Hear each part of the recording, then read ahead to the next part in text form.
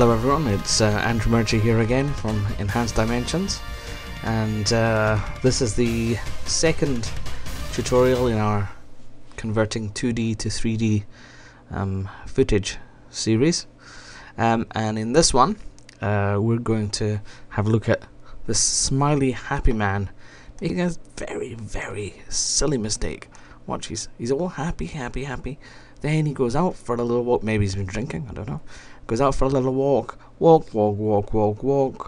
Oh no, there's a car. Be careful. Oh, silly man. Anyway, he's fine. Look, happy. Oh, he's shocked. Anyway. Oh, he was very angry about that car. Very, very angry, I tell you. So yes, in the previous tutorial we covered the initial titles there, which was very, very straightforward and very quick, and this time we're going to look at the scene of the man getting knocked down. But don't worry, he's an actor, he's a professional, everything's fine. So let's start by doing a new project, and what we'll do is we'll import. Let's import the scene, which in this particular instance is in fact scene 2, and if we take a look at that in 2D, let's have a quick look. There he is. Mr. Man walks across the road and oh dearie me, he's fine. I'll have to keep telling everyone, don't want it all to end in tears. Now this technique, quite a lot of the automated 2D to 3D conversion software does this kind of thing.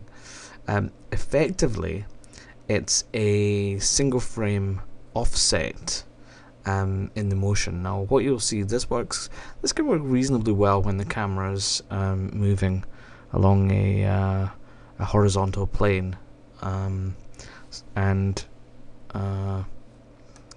that generates both left and right view, so you can effectively, by one frame being behind the other, you can fool the brain into thinking that there's actually depth in the scene when there really isn't. This is based on a technique or an effect known as the, I think it's pronounced Pulfrich Effect, which if you have a look in Wikipedia, you'll see it's a psychophysical percept wherein lateral motion of an object in the field of view is interpreted by the visual cortex as having depth component due to a relative difference in signal timing between the two eyes. So pretty much just what how your eye would have explained it. So let's have a quick look at this, and we'll see how it goes. So we'll take our scene and we'll make a new comp of it. And just as in the last as in our last tutorial, we are going to disappeared for a moment. As in our last tutorial, we're going to pop a copy of it in there. And yet again, this is kind of getting a bit laborious. We're going to set channels. On the top one, we switch off the green and switch off the blue, and underneath we switch off the red. And the top one, don't forget, we change the mode to add. There we are. Every time I do this, I end up saying, there we go. It's back to where we were. So now, what I'm going to do is switch that off so we can zoom right in. Now, all I'm going to do is I'm going to do a one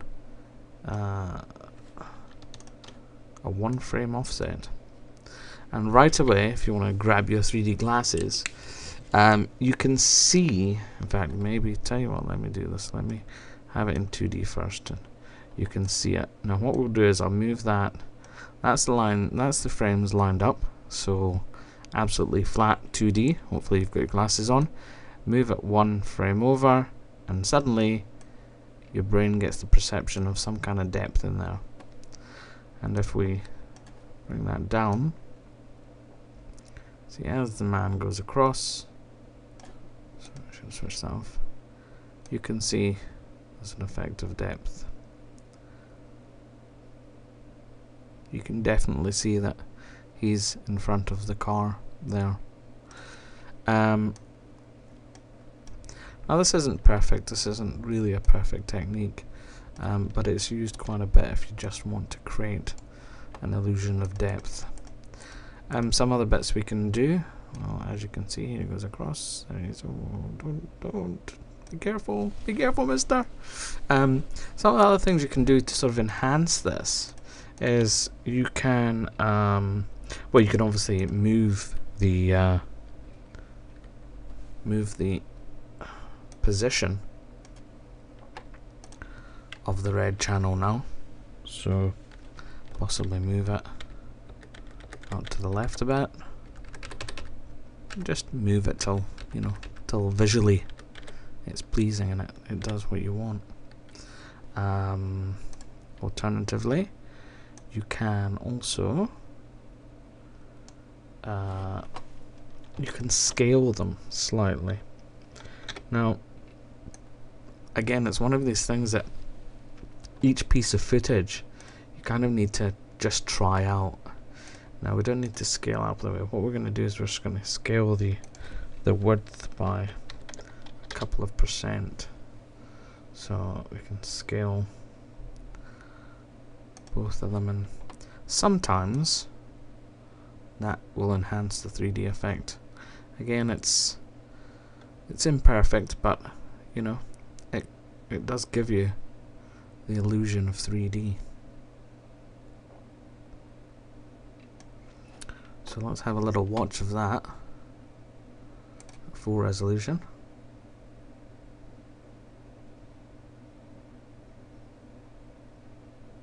Tell you what though, I've got that number plate, BHX 833. I'm going to be on the phone to the police. Don't know who that man is. Look at him driving like a maniac. Driving like an absolute maniac. Anyway, that is the second of our tutorials. That kind of covered the Pulfrich Effect. Hopefully you'll found that of interest. If you've got a little spare time, do pop over to the Enhanced Dimensions website, where you can find more 3D goodies, some free downloads for you, and other bits and pieces that will be of interest to you if you're interested in this crazy three-dimensional world. So, until next time, from my crazy smiling friend and me, I'm Andrew Murchie from Enhanced Dimensions, and thank you for watching. Bye now.